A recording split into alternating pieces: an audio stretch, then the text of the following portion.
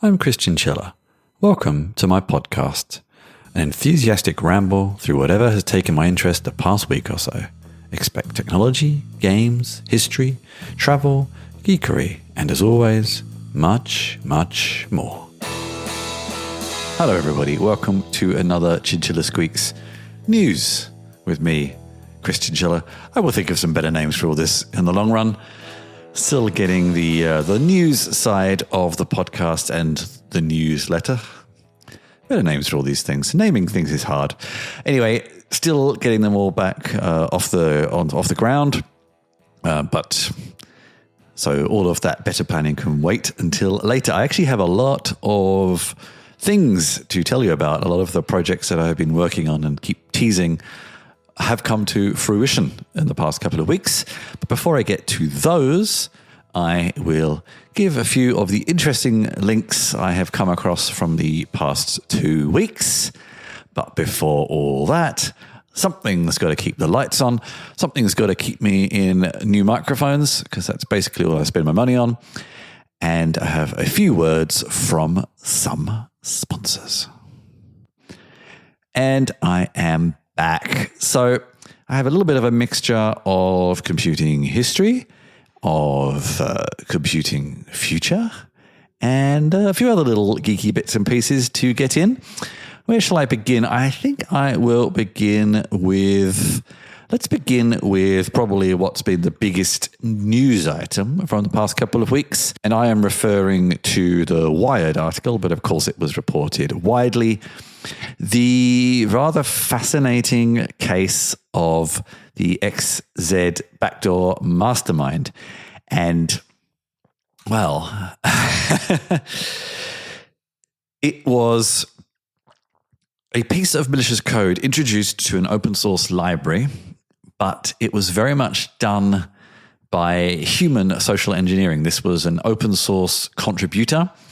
Many people theorize that it was more than one person, probably sponsored by a particular government or two, shall we say, who gradually became better and better known within this project and made some contributions, and then after a couple of years made the crucial contribution that allowed a backdoor into the project. And the project is a command line lossless data compressor, which may not sound like a tremendous thing, but it's used in lots of other projects, including secure connection libraries. So it's quite important in that way. And I think it's actually made me quite paranoid now, because I have a couple of much smaller projects, of course, that get some contributions. And now, previously I generally just sort of looked at the code fairly quickly and test it a little bit and let it through. And I'm not really suggesting that anything that I have would ever really be able to introduce any kind of security issue. I don't know if it's really relevant to the projects I have, but it does make you think. You just see a username. GitHub especially is not particularly strict or stringent on the way it enforces identity.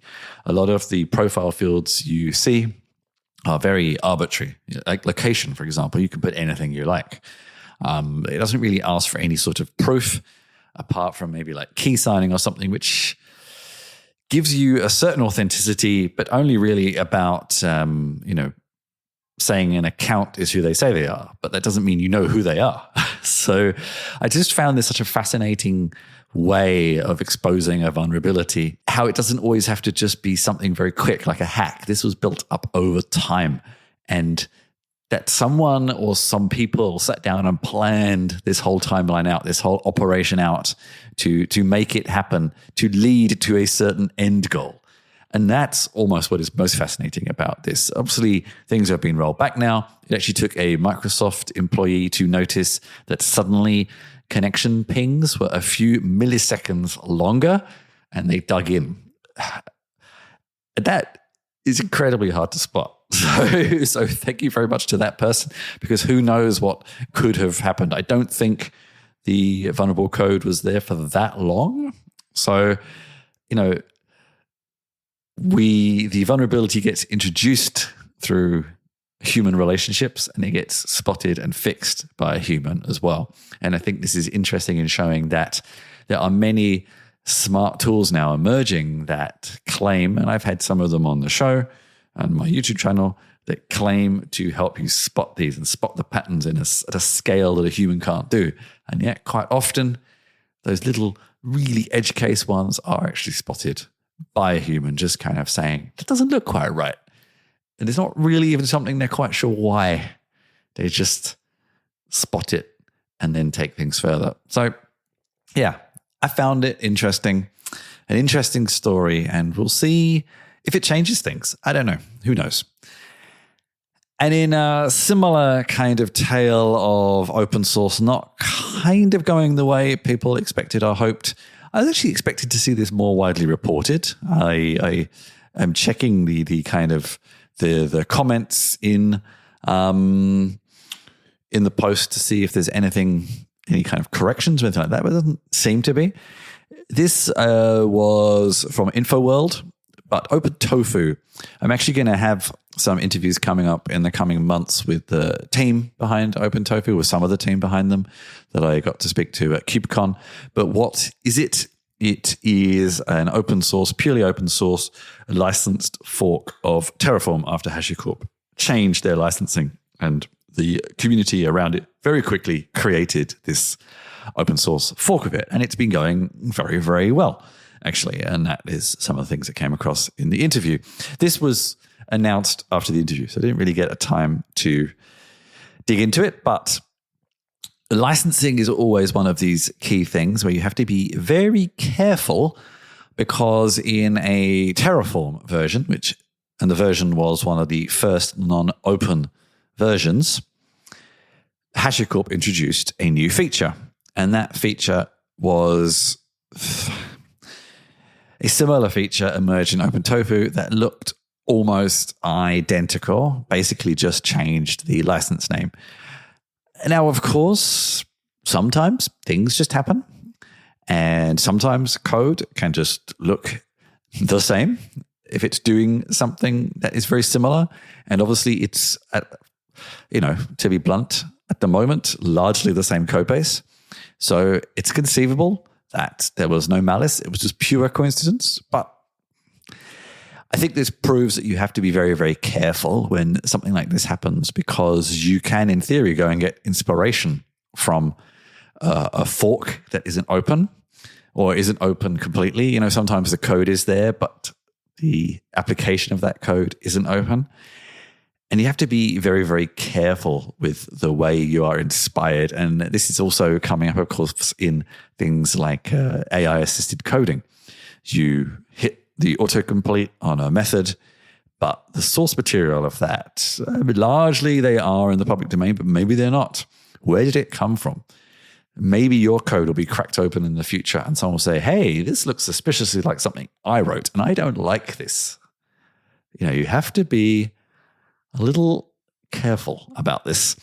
And I haven't really seen any response from the OpenTofu community around this. It's a shame I didn't really get to ask them about it, but I possibly have a follow-up interview, so maybe it's something that I will get to ask them then. On the subject of coding, this is actually a video from Kari, Kari, an English young woman, judging by her videos, who does a lot of coding videos, but there's one particular one that grabbed my attention because it reminded me of my history, and also because actually this conversation came up today when someone very young said, how did people learn to code in the past? Did you go and ask a nerdy neighbor? And some of us older people in the room said, books, magazines. And so actually the first frame you see of this video is her with some of these magazines. You literally used to type these programs out from the magazine. No copying and pasting. You had to get everything correct. Generally, you didn't. And then you had to figure out what you got wrong and onwards from there.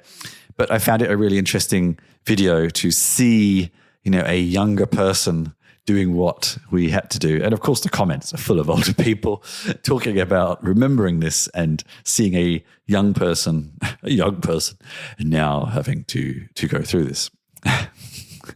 And so it was a cool video. And nice to see the generations exchanging their experiences. Now, on the subject of, modern development, and one thing you could probably say about older development, the kind of development that Carrie was looking at, is that it had to be very lean, very small. Things had to fit on cassette tapes into very small memory, et cetera, et cetera. And as we have gone further, we just keep adding more and more because we have systems that can kind of cope with it. And a lot of this is feeding into the whole sustainability argument on development and computing at the moment. More news on that from me in a moment, actually. And I came across this post on, on danlu.com. It's a very plain looking website, probably intentional. And they have an entire graph showing the kind of bloat that is now in web applications. And they compare actually mostly some Apple processors, M3 Max, M1 Pro, both fairly high end, but then some other processors too. And seeing there's a lot of green in the middle on the high end processors, but actually seeing the size of some pages, compressed and uncompressed. So using their site as a comparison, it's very plain. It's 6 kilobytes, 18 kilobytes, 50 milliseconds. Pretty fast. One of the slowest, it's half a second. And then we go to one of the biggest offenders, let's see, Threads, the Threads website. 9.3 megabytes on the wire, 13 megabytes raw, 1.5 seconds on M3 Max. on slower processors, 28 seconds. On a very slow processor, 66 seconds to load. Actually triggers a fail on some other sites as well. Other offenders, Wix, I guess, Wix.com. I mean, that's a site builder, which is interesting. 7 megabytes on the wire, 21 megabytes raw. It actually fails on some old processors. And this is emulating what some people will have to use, and on mobile devices especially. And why is this a problem? Doesn't everybody just have high performance? No, they don't. And and this, even if you can run it, there is this sustainability environment impact as well on things. Why make pages so damn heavy just because you can? And the argument is, of course, that many developers, they are developing on these high-end systems, so they don't notice. This has been something that's been argued many, many times, that you should test your pages on slow systems. And there are tools to help with this. And this really is quite a damning show. And actually, we should call out some of the better ones. Medium is very good, actually. It's pretty good. MyBB, PHBB, these are older tools. WordPress is quite good as well. Ghost. So actually, most of these are open source, interestingly. I think there's probably some reasons for this, that some of these open source tools are not loaded with tracking pixels and ads. Same for Medium. A lot of people criticize Medium, but it's not laden with ads. It's not how they make money. I think when you look at Threads, Twitter, Blue Sky, also microblogging platforms, they're all heavy with ads, which is usually some of the biggest weight that gets added to these pages. But super interesting. danlu.com, you will find it there. I have to see what else they do, because I think I just came across this through something else. And it's interesting. I sort of like to remind these sort of things that remind people that you really should test on lower end machines as well, because a vast majority of your users are probably actually using those. Now, this is something on MIT Technology Review. It's a subscriber only story, which I actually am. So you may have to wait a little while to read it. But it was something around Adobe's approach to AI tools, and specifically Firefly, and how their approach has been much more creator and copyright friendly. to their AI models, unlike some of the others, which are a little bit more draconian in terms of just gobbling up data to feed themselves. And I must admit, I have my last test of Firefly. I probably need to test it again because now it's embedded in all the tools, basically, or not all of them, but a lot of the Adobe tools. I didn't find it to be that great, but they are doing a very interesting job in the source material. It's all from their creator-created image libraries that they own rights to and pay rights back to the creators. Exactly know what the split is like. It could be comparable to physically released music and streaming music. Maybe the artists don't do as well, but I guess you have to say it's better than nothing. I don't know. And how they are also trying to remove a lot of the rubbish that gets in there too. And so they've taken a very different approach and it seems to be paying off. I would argue because they have embedded the Firefly very well into the tools. It's probably actually what has made Firefly very successful is it's very easy to use it in all the, again, not all, in a lot of the existing tools. You can now select things in Photoshop, in Illustrator, jump through a bunch of suggestions, and then it's an asset you can mess with. Like something like that in Illustrator is amazing because you can get a base design to work with and then carry on from there. And I've had mixed success with it, but still it's there. You have it available for no extra cost. So yeah, I just found it interesting to see that it is being successful, and it's being successful for them in other ways as well, because they're saying that in the web app, which I am guessing has a free access or a login only, you don't have to be a Creative Cloud member, is 90% of its users are actually new customers. So it's also driving business to them. And Adobe, I think, is a really interesting example of a company, I think I've mentioned this a few times, who are managing to actually grow and evolve quite a lot in the past couple of years. Some of their tools feel like they've somewhat sat still, but some of the others, Premiere, Photoshop, Illustrator, are moving very quickly with a lot of AI tools. Now, maybe I should have included this with the programming video, but it seemed to work there. A little bit of computing history. The first one is from 512 Pixels, the Apple Jonathan, a very 1980s concept computer that never shipped. Some of the pictures, which are renders, are quite cool. This like modular computer that some engineers in Apple proposed that let you sort of bolt on these different bits and pieces. They look kind of cool, but it does look like you've got like a little mainframe on your desk. So, I don't know what the size of this is. I have a pretty large desk. Some of the things I'm seeing, like the speakers, drive bays, the CPU, different sorts of CPUs. There's an audio system. Like it looks pretty big. And then you have this, for the time, this monitor sat on top that is probably quite small. It looks odd. It looks interesting, but yeah, I shudder to think the size, the noise, the power, the heat, something like this would throw out. But it's cool to look at. I'd never heard of it before. So it was news to me and interesting. In a similar way, this was over on the IEEE Spectrum, the rise and fall of 3M's floppy disk. Not strictly the rise and fall of the floppy disk, but 3M's business in it and how they kind of sold it on, and how one of the companies that were basically one of the biggest names behind floppy disks in the first place moved away from it. And they, mostly because they were a company that were never really into consumer devices, and somehow kind of got pulled into it and found that it wasn't really their business selling things like floppy disks.